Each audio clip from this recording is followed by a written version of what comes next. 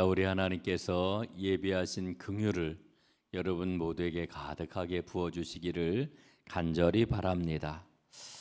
여러분 어린 시절 신앙생활을 한 분들은 어린이 찬송가 기억을 하실 겁니다. 예수님이 말씀하시니 물이 변하여 포도주 됐네. 예수님이 말씀하시니 물이 변하여 포도주 됐네. 예수님, 예수님, 나에게도 말씀하셔서 새롭게 변화시켜 주소서. 어린 시절 참 신나게 불렀던 찬송가로 기억이 됩니다. 물로 포도주를 만든 사건을 정말 생생하고 신명나게 표현한 노래라고 하는 생각을 갖습니다. 정말 그렇지요. 예수님께서 말씀하셨을 때에 물이 변하여 포도주가 되었습니다. 이 표적을 통해서 예수님은 변화시키시는 분, 그리고 새롭게 하시는 분, 바꾸시는 분이라고 하는 것을 우리에게 보여주고 있습니다. 예수님은 변화를 가져오시는 분이시지요. 그래서 우리 기독교를 가리켜 변화의 종교다 이렇게 이야기를 합니다. 저 전라도 광주에 가면은 오방로라고 하는 거리가 있습니다. 이 오방로는 지금은 돌아가셨습니다마는 최흥종 목사님의 호를 따서 만든 거리 이름입니다. 최흥종 목사님은 젊은 시절 장터를 주름잡던 왈패 큰 주먹이었습니다. 별명도 망치라고 할 만큼 아주 무시무시한 그런 청년이었다고 그래요. 그런데 그에게는 어린 시절 큰 상처가 있었습니다. 어머니가 일찍 돌아가시고 계모가 들어왔는데 이 계모가 얼마나 엄하였는지 그 계모 밑에서 비뚤어진 그런 어린 시절을 보냈던 겁니다. 어느 날 11살이나 어렸던 이복 동생이 최흥종에게 이야기를 합니다. 형님은 사람 때리는 게 재밌어? 그게 그렇게 재밌어? 이렇게 어린 동생이 이 형에게 이야기를 했는데 동생의 이 말이 그날 이상하게도 최흥종의 마음을 때렸고 그날로 마음을 새롭게 잡았다라고 하는 것입니다. 그래서 그는 광주 양림동에 있는 선교사 가운데 의사로다 수고하시는 그러한 선교사의 조수로다 들어가 가지고 일을 하게 됩니다. 어느 날 이 최흥종은 목포에서 활동을 하던 포사이트 선교사님을 만나게 되는데 이 포사이트 선교사는 목포에서 나병 환자 한 명을 데리고 광주로 다 왔던 겁니다. 그 병원으로 왔어요. 그런데 그 환자가 나병을 앓고 있었는데 얼마나 심하였든지 그 환자는 온몸이 썩어 들어가고 있었고 고름과 진물이 몸에서 흘러나오고 있었습니다. 그런데 그런 나병 환자를 포사이트 선교사는 두 손으로 겨드랑이를 싸고 그리고서는 이제 부축을 하면서 병원으로 들어오고 있었던 겁니다. 그때 나병 환자의 손에 들려있던 지팡이가 툭 하고서는 그만 놓쳐서 땅바닥에 떨어지고 말았습니다. 그 지팡이에는 환자의 피고름이 잔뜩 묻어 있었습니다. 포사이트 선교사는 자기 앞에 서 있던 최흥종에게 그 지팡이를 집어달라고 이야기를 했습니다. 순간 얼음이 되었지요. 그 이야기를 듣고 이 젊은 최흥종의 그런 마음속에는 큰 두려움이 생겼습니다. 엄두가 나지 않았습니다. 그 지팡이를 들 그런 생각을 전혀 갖지를 못했던 거죠. 그런데 간신히 용기를 내어 가지고 지팡이를 집어 들었습니다. 그리고는 그 지팡이를 나병 환자에게 건네 주었는데 그 순간 얼굴이 문드러져 가지고 표정도 읽을 수 없을 것 같던 그 환자의 얼굴에서 작은 웃음, 미소가 피어나는 것을 보았습니다. 나병 환자의 그 얼굴을 보는 순간에 최흥종의 마음이 확 뜨거워졌습니다. 나병 환자의 그 얼굴에서 최흥종은 예수님의 얼굴을 본 것이었지요. 그 순간 최흥종은 거듭났습니다. 그리고 그날 이후 최흥종의 그런 삶은 완전히 바뀌었습니다.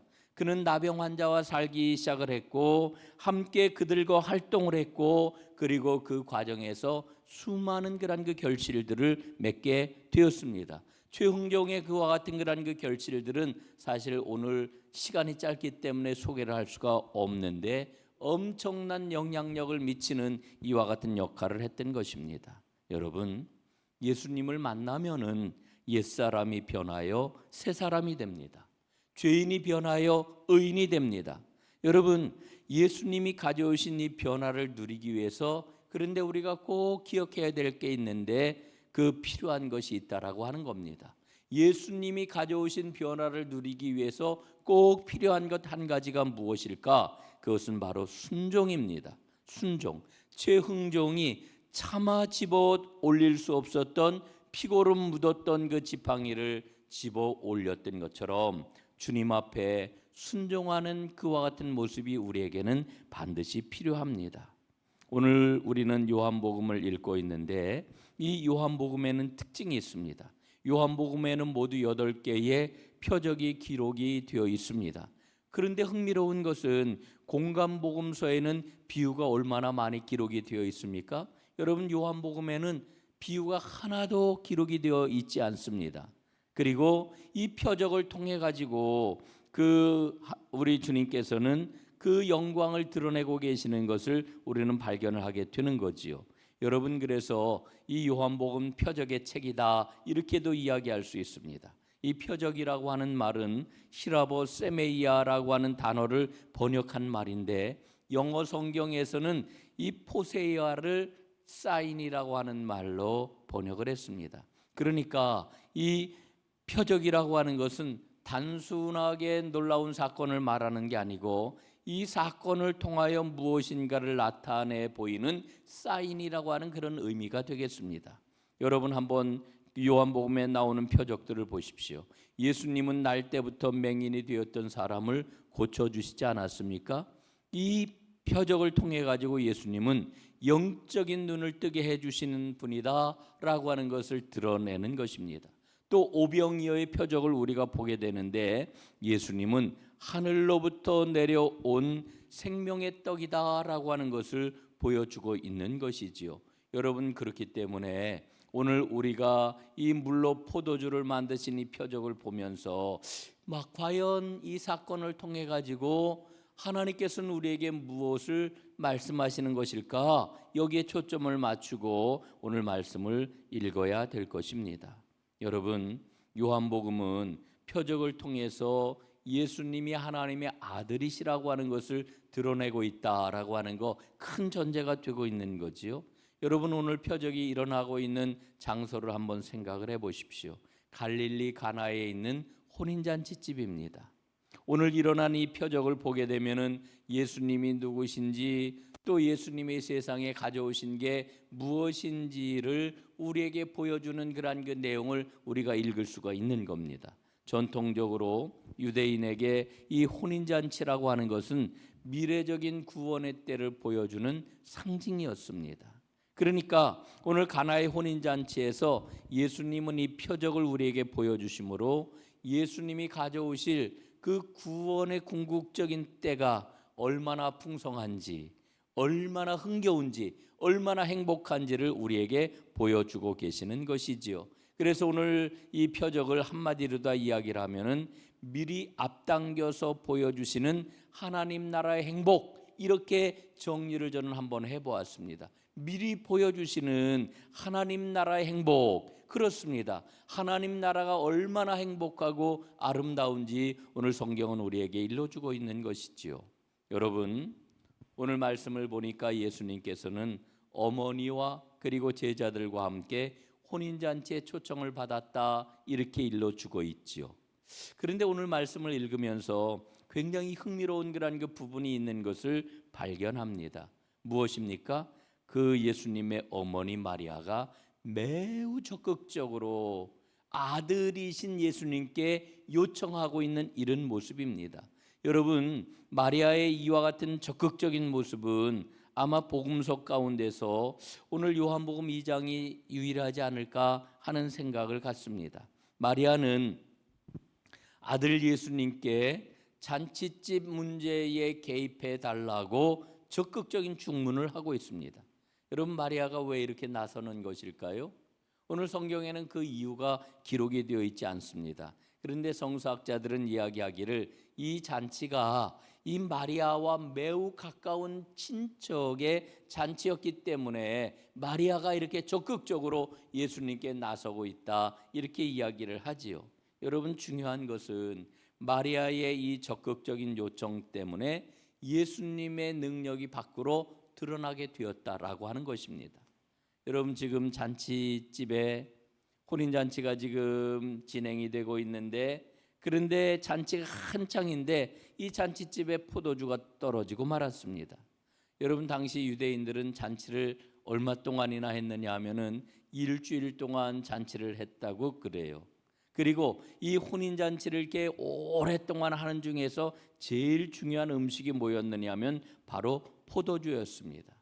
그러니까 이 하객들을 극진하게 환대하는 가장 중요한 표시가 뭐였느냐? 포도주였다라고 하는 것입니다. 여러분, 이를테면은 우리가 그런 얘기 하잖아요. 아우, 잔치 잘 차렸어. 뭐 물론 요즘은 다 식당에서 이제 우리가 음식을 먹습니다만은, 그럼에도 불구하고 아우, 그 잔치집 정말 훌륭했어, 이렇게 이야기를 해요. 예, 잔치를 잘 차렸다고 이렇게 이야기를 하는데, 그 혼인잔치집에서 포도주가 좋았다라고 하는 것은 두고두고 크고 아름다운 그러한 그 잔치였다, 자랑할 만한 칭찬거리였다라고 하는 것입니다. 그런데 그 포도주가 떨어졌으니 얼마나 큰 낭패였겠습니까? 주인은 당황했고 가까운 친지였던 마리아가 이를 알게 된 것입니다. 그래서 마리아가 예수님께 요청을 하고 있는 거지요. 오늘 요청하는 마리아의 모습을 보면서 우리는 무엇을 깨닫습니까? 아, 어머니 마리아가 예수님에 대하여서 갖고 있는 믿음이 확고하구나라고 하는 것을 우리는 발견해요. 예? 그래서 이 난감한 상황에서 즉각적으로 예수님께 포도주가 떨어진 상황을 말씀드린 것 아니겠습니까? 저는 마리아가 마음속에 늘 품고 있었던 믿음이 있었다고 생각해요. 그게 뭐냐? 내 아들 예수는 성령의 능력으로 태어났다. 그리고 천사를 통하여서 하나님께서 이루시겠다고 하셨던 그 말씀이 무엇인지를 마리아는 단 한순간도 잊지 않았구나라고 하는 그런 그 사실을 깨닫게 되는 겁니다. 여러분, 정말 그걸 어떻게 잊겠어요? 내 몸에서 나온 자식이지만 그 하나님께서 역사하셨던 것을 생생하게 알고 있는 어머니 마리아가 어떻게 예수님에 대한 그러한 그 모든 일들을 잊겠습니까? 오히려 이 예수님이 자라날수록 그 믿음이 더욱더 커졌을 거라고 생각을 합니다. 그래서 오늘 그 믿음과 확신을 가지고 예수님께 포도주가 떨어졌다고 말씀을 드리는 거지요. 그런데 오늘 예수님의 대답은 너무나도 뜻밖입니다. 4절 말씀에 보니까요, 여자여 나와 무슨 상관이 있나이까? 내 때가 아직 이르지 아니하였나이다. 예? 여러분, 예수님이 어머니를 향하여 여자여 이렇게 불러요. 이게 얼마나 쌀쌀맞은 그런 그 응답입니까? 그리고 이게 무슨 나와 상관이 있습니까? 예수님이 거절하시는 것처럼 이렇게 보여요. 예수님이 말씀하시는 말씀의 그 내용이 무엇입니까? 아직 나의 때가 이르지 않았다. 예수님은 죽음을 통해 가지고 하나님의 구원 역사를 이루게 될 그때가 되기 위해선 아직 기다려야 한다고 이렇게 말씀을 하시는 것 같아요. 예? 그런데 마리아는 그럼에도 불구하고 하인들에게 뭐라고 이야기를 합니까? 6절에 보니까 너희에게 무슨 말씀을 하시든지 그대로 하라. 그대로 하라. 여러분, 마리아는 주님을 향한 전폭적인 믿음을 가지고 하인들에게 지금 이야기하고 있는 거죠. 주님의 말씀에 순종하라. 주님의 말씀에 순종하라. 여러분, 오늘 저는 마리아가 하고 있는 이 말을 나에게 주시는, 저에게 주시는 하나님의 음성으로 듣습니다. 무슨 말씀을 하시든지 그대로 순종하라. 사랑하는 여러분, 여러분들도 이 말씀을 나에게 주시는 주님의 말씀으로 받는 은혜가 있기를 간절히 바랍니다. 예수님은 어머니 마리아의 말에 어떻게 보면은 반박하시는 것처럼 보였지만 아니에요. 예수님은 곧바로 어떻게 해요? 정결 예식에 사용하는 돌 항아리 6개가 놓여 있는 것을 보셨어요. 손님들이 잔치집에 참여하면서 다 물을 떠가지고 손을 닦았겠지요. 하인들에게 예수님이 명령을 하셔요. 저 항아리에 물을 채워라. 항아리에 물을 채워라. 그랬더니 하인들이 순종을 합니다. 돌 항아리 6개에다가 물을 길어다 붓는데 항아리 아귀에까지 완전히 가득가득 채웠습니다. 물을 다 채우고 나자 예수님은 또 말씀을 하셔요. 물을 떠서 연회장에게 갖다 주어라. 그랬더니 이번에도 하인들이 그대로 순종을 합니다. 여러분, 그 결과가 무엇입니까? 물이 변하여 최상품 포도주가 되었다라고 하는 이야기죠. 여러분, 포도주에는 등급이 많다고 그래요. 예? 그레이드가 많은데 이 포도주의 그런 그 상급 등급이 어떤 맛인지 알 수가 있어야죠, 저는. 근데 어쨌든 최상품 포도주가 되었다라고 하는 거 오늘 우리가 말씀을 통해서 발견을 하죠. 그러자 잔치는 더욱더 흥겹고 풍성해졌습니다. 여러분, 이 표적을 통해서 예수님은 세상을 향해 어떤 것을 일러주고 계시는 겁니까? 내 안에서 구원의 때가 시작이 되었다. 내 안에서 영원한 생명과 행복이 시작되었다. 이렇게 예수님은 지금 선언하고 계시는 겁니다. 여러분이 선언을 잘 알아들을 수 있기를 바라고요. 저는 오늘 그보다 더 중요한 것은 이 표적 가운데 담겨 있는 믿음과 순종을 함께 보자고 이 말씀을 드립니다. 이 표적이 이루어진 이 표적 속에 들어있는 믿음과 순종을 우리가 보고 그 믿음과 순종을 나의 것으로 삼는 그런 은혜가 꼭 있어야 되겠다라고 하는 거지요. 여러분, 오늘 이 표적 가운데에서 우리가 보게 되는 것은 마리아의 전적이고도 큰 믿음이 작용을 했구나라고 하는 것을 발견하지 않습니까? 마리아는 앞에서 말씀을 드렸던 것처럼 예수님을 믿었기 때문에 예수님께 모든 것을 맡길 수가 있었습니다. 여러분 보세요. 우리가 믿지 않으면은 맡길 수가 없는 거예요. 믿어야 맡기는 거지요. 오늘 마리아가 이야기하잖아요. 무슨 말씀을 하시든지 그대로 하라. 그대로 하라. 그렇습니다. 마리아의 이 믿음이 놀라운 역사를 불러일으켰고 사실은 놀라운 역사를 불러일으키는 가장 중요한 매개인 순종을 일으켰다라고 하는 것을 우리는 보게 되는 것입니다. 여러분, 마리아와 같은 믿음으로 우리도 삶의 문제를 주님께 맡길 수 있어야 됩니다. 우리는 종종 내 인생은 나의 것 이렇게 무의식적으로 생각을 하면서 열심히 땀 흘리면서 애를 쓰고 걱정하고 염려하며 우리의 삶을 살아가지 않습니까? 그런데 오늘 말씀을 읽으면서 저는 다시 한번 생각을 해요. 그래, 주님께 다 맡겨야지. 주님께 다 맡기는 게 믿음인데 내가 믿음이 없어서 주님께 다 맡기지를 못하는구나. 주님께 모든 것을 맡길 때 주님께서 무엇보다도 우리에게 평안함을 주실 텐데 그 평안함을 누리는 기쁨을 우리는 모두 다 노래해야 되지 않겠습니까? 여러분, 마리아의 이 믿음이 모든 것을 맡기게 했습니다. 그 다음 우리가 보게 되는 것은 바로 하인들의 순종입니다. 하인들은 항아리에 물을 채우라 하는 이 말씀을 받고 의아했을 것입니다. 아니 왜 물을 채워야 되는 거지? 알지 못했을 것입니다. 예? 전혀 상관이 없는 일이잖아요. 그럼에도 불구하고 이 이해가 되지 않는 일을 하인들은 그대로 따랐습니다. 항아리에 물을 채우라고 하는 주님의 말씀을 받고 그대로 물을 떠다가 항아리에 물을 채웠습니다.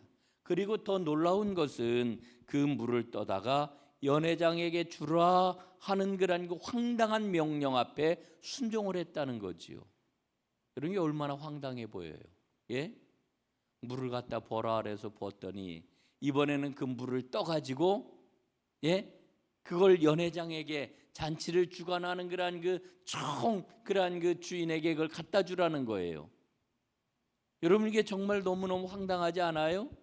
물을 떠다가 맹물을 갖다 주라고 하는 이 말. 그런데 그 명령 앞에 하인들이 순종을 했습니다. 그랬더니 그 물이 변하여 최상품 포도주가 된 것이지요. 포도주를 맛본 사람들이 모두 다 이야기를 합니다. 사람마다 먼저 좋은 포도주를 내고 취한 후에 낮은 것을 내거늘 그대는 지금까지 좋은 포도주를 두었도다. 예? 사람들이 감탄을 했다는 거 아닙니까? 깜짝 놀랐다는 거 아닙니까? 아니 이렇게 맛있는 그런 그 포도주를 어디에다 뒀단 말이냐? 여러분, 그래서 이 말씀을 읽을 때마다 우리가 떠오르는 그런 그 은혜가 있잖아요. 그게 뭐예요? 우리 하나님께서는 처음보다 나중을 더 좋게 만드시는 분, 예? 지금보다 나중이 더 좋게 하시는 분. 여러분, 이 은혜가 여러분 모두에게 임하시기를 주님의 이름으로 축복합니다. 예? 여러분, 지금보다 나중이 더 나은 인생이 되기를 원하신다면 주님께 순종해야 됩니다. 이게 순종의 결과이지요, 그냥 와지는 게 아닙니다. 순종의 결과다. 저는 오늘 말씀 가운데 말씀을 읽으면서 갑자기 전에 생각하지 못했던 궁금함이 생겼어요. 궁금증이.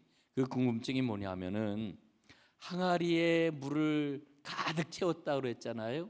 그리고 그 물을 떠서 연회장에 갖다 주라고 그랬잖아요. 그랬더니 물이 변하여 최상품 포도주가 되었다고 그러는데 물이 어느 순간에 어느 시점에 포도주로 변하였을까?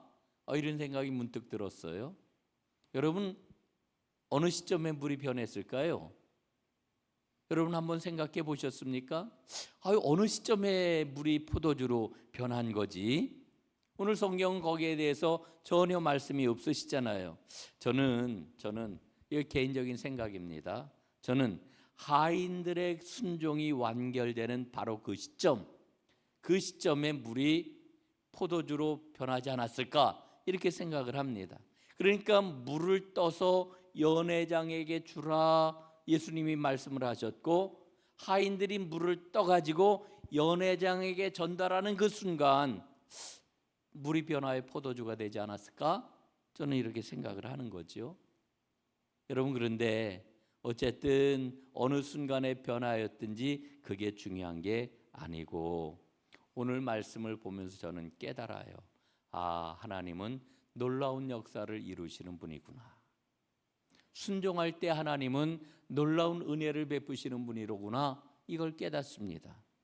그런데 사실은 이 놀라운 은혜라고 하는 것을 붙잡고 다시 한번 깊이 묵상을 하면서 감춰준 진리가 있구나 하는 것을 깨닫습니다. 그게 뭐냐? 우리가 순종할 때 하나님은 창조주이시라고 하는 것을 드러내시는구나 하는 깨달음을 갖습니다. 여러분, 우리가 순종할 때 하나님이 어떤 분이신지 드러내십니다. 순종하지 않으면 하나님은 하나님의 모습을 드러내지 못하십니다. 그런데 하나님이 우리가 순종할 때 어떤 분이신지 하나님이 드러내시는데, 그 하나님은 바로 창조주 하나님이시라고 하는 것을 드러내신다는 거예요. 여러분, 하나님이 천지를 창조하셨죠. 예? 태초에 하나님이 천지를 창조하시니라. 창세기 1장 1절입니다. 여러분, 1장 3절 4절 말씀해 보니까 이런 말씀이 나와요. 빛이 있으라 하시니 빛이 있었고 빛이 하나님 보시기에 좋았더라. 예? 그런데 여러분, 여기까지는 하나님이 천지를 창조하셨다라고 하는 이와 같은 연장선상에서 그냥 평범하게 읽을 수가 있어요. 그런데 11절 12절 말씀을 읽으니까 그 다음부터 아주 범상치가 않아요. 여러분 한번 보십시오. 하나님이 이르시되 땅은 풀과 씨 맺는 채소와 각기 종류대로 씨 가진 열매 맺는 나무를 내라 하시니. 자, 여러분, 하나님이 땅을 만드셨어요. 그 땅에게 하나님이 지금 명령하셔요. 뭐라고 명령하십니까? 풀과 씨 맺는 채소와 각기 종류대로 씨 가진 열매 맺는 나무를 내라. 그랬더니 그대로 되었대요. 땅이 풀과 각기 종류대로 씨 맺는 채소와 각기 종류대로 씨 가진 열매 맺는 나무를 내었대요. 예? 여러분, 무슨 얘기입니까? 하나님의 피조물인 땅이 순종했다는 거예요. 하나님의 말씀 앞에 순종했다는 거예요. 이는 굉장히 중요한 진리입니다. 땅이 하나님이 창조하신 피조물 땅이 하나님께 순종을 했어요. 그랬더니 하나님 보시기에 좋았더라. 예? 하나님의 영광을 드러냈다는 그와 같은 말씀이 있죠. 여러분 보십시오. 눈을 들어 천하 만물을 보세요. 모든 피조물을 보세요. 모든 피조물은 하나도 빠짐없이 하나님께 영광을 돌리고 있습니다. 왜 영광을 돌리는 걸까요? 하나님께 순종하기 때문에 영광을 돌리는 거예요. 영광을. 모든 피조물은 하나도 빠짐없이 하나님께 순종하고 있어요. 순종이 곧 진리입니다. 그런데 여기에 제외되는 딱 하나의 피조물이 있어요. 누굽니까? 인간이에요. 인간만 빼놓고 모든 만물, 모든 피조물은 다 하나님 앞에 순종하며 그 순종하는 것이 기본적인 진리라고 하는 것을 드러내고 있어요. 인간은 달라요. 어떻게 다릅니까? 인간은 에덴 동산에서 하나님께 불순종했어요. 이 불순종의 죄를 짓고 난 후에 순종하는 것을 어려워하게 되었어요. 여러분, 이게 오늘 우리의 모습이에요. 에덴 동산에서 불순종의 죄를 지은 이후 인간은 하나님 앞에 순종하는 것을 자연스럽게 여기는 게 아니라 하나님 앞에 순종하는 것을 너무너무 어려워하는 삶을 살게 되었다라고 하는 거지요. 그리고 우리는 어떻게 생각하느냐? 내 힘, 내 능력, 이걸 가지고 살아가는 게 잘 사는 것이라고 생각을 해온 것입니다. 성경은 이것을 착각이라 그래요. 여러분, 인간은 내 힘 가지고 잘 살아갈 것처럼 생각하지만 아닙니다. 틀림없는 것 같은데, 잘 될 걸로 생각했는데 안 돼요. 어긋나요. 여러분, 오늘 잔치집 한번 보세요. 잔치를 벌이면서 연회장까지 둔 잔치니까 얼마나 많은 준비를 했겠어요. 왜 계산을 안 했겠어요? 왜 예측을 안 했겠어요? 오실 손님이 얼마인지, 음식은 얼마나 해야 될지, 포도주는 어떻게 준비해야 될지 다 생각했고 준비했고, 매뉴얼대로 잔치 첫째 날, 둘째 날, 셋째 날, 오늘날로 이야기하면은 잔치의 모든 큐시트까지 다 짰단 말이죠. 그러나 어긋났어요. 나름대로 준비하고 잘한다고 했지만 아뿔싸 문제가 생겼단 말이지요. 여러분, 이게 인생입니다. 내가 할 수 있다고, 내가 한다고 하는 그 생각 자체가 하나님을 떠난 안타까운 인간의 현 주소를 보여주고 있는 거지요. 여러분 기억하십시오. 인간에게 본래 모습은 하나님께 순종하는 겁니다. 이게 진정한 행복의 길입니다. 오늘 하인들이 무조건 순종했잖아요. 이해하지 못했지만 순종했잖아요. 한 번만 순종한 게 아니라 끝까지 순종했잖아요. 그랬더니 잔치집이 살아나고 모든 사람들이 기뻐하는 일이 일어났습니다. 여러분, 더 중요한 것은 이 순종을 통하여 오늘 마지막 11절 말씀을 보니까 주님께서 그의 영광을 나타내셨다 그랬습니다. 여러분, 그렇습니다. 순종하면 창조주 하나님께서 능력을 드러내시고 그래서 영광을 받으시는 거지요. 여러분, 내가 무언가를 할 수 있다라고 하는 생각을 내려놓으십시오. 순종하겠다고 하는 생각을 붙잡으십시오. 그래서 내 안에서 하나님이 일하시도록 하십시오. 이게 믿음의 바른 길입니다. 내가 무엇을 이룰 때니까 하나님 도와주십시오가 아니라 하나님 순종하겠습니다. 그러니 내 안에서 하나님이 일하십시오. 이게 믿음의 바른 정로의 바른 길이라고 하는 거지요. 사랑하시는 여러분, 순종하심으로 주님의 영광을 경험하시기를 간절히 바랍니다. 저는 믿음의 사람이에요. 여러분도 믿음의 사람이에요. 그래서 사람들이 우리에게 뭐라고 그래요? 교회 다니는 사람 그리스도인이라고 이야기를 해요. 그리스도인에게 모든 것은 순종입니다.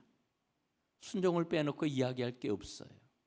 이 순종의 은혜와 역사가 저에게, 여러분에게 가득하기를 주님의 이름으로 축원합니다.